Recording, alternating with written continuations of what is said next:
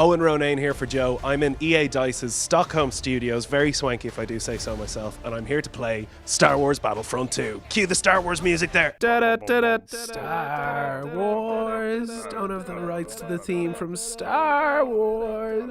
When the Battlefront series first came back to consoles in 2015, everyone was insanely hyped. The franchise has a special place in the hearts of a lot of gamers ever since the days of the 2004 original, which was class and perfect and unreal, and you could play as Darth Vader, and that's savage. As The Force Awakens was hitting cinemas, Star Wars fever reached an all-time high, and everyone was excited about the return of Battlefront, but the reboot under-delivered. Although it looked great, gamers complained about a lack of depth to the game, with few maps or gameplay modes, no split screen, and the conspicuous lack of a single-player story. With that in mind, EA brought together 3 of its gaming studios to produce the sequel. DICE, the creators of the Battlefield franchise, were joined by Criterion, who had made Burnout and Need for Speed, to work on the space battles, and Motive Studios to handle the story campaign. The result is a game that has more characters, more environments, a customizable loadout system, and countless other tweaks designed to expand upon the original and bring in a whole new audience of gamers. Battlefront 2 is broken up into a few distinct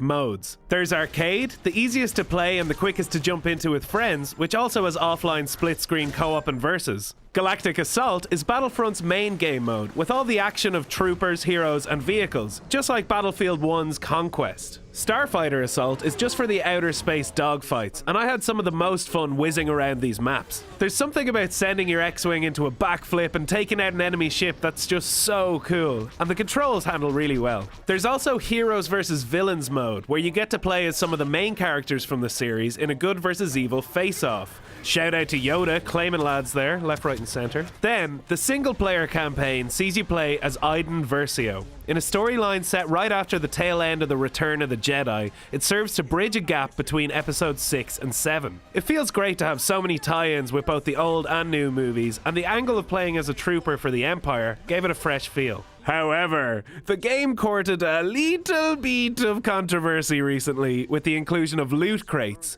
in-game upgrades and hero unlocks that can be bought with credits earned from playing online or more easily with cold hard cash. The fans saw this as EA trying to get gamers to spend money instead of earning gameplay advantages through hard work. These concerns are completely valid, and it does spark a bigger conversation about the future economics of gaming and whether people should be expected to part with more and more cash after they've already paid for a game. But the fact remains, this game is fun, and the 2 years' work the developers put in behind the scenes deserves to be played. Battlefront feels like Star Wars, and there are a few times when I got shivers at just how Star Wars-y the recreations can be. This is what the cantina on Mos Eisley looks like. This is how Darth Vader deflects blaster shots. This is what it sounds like when you speed up in a TIE fighter.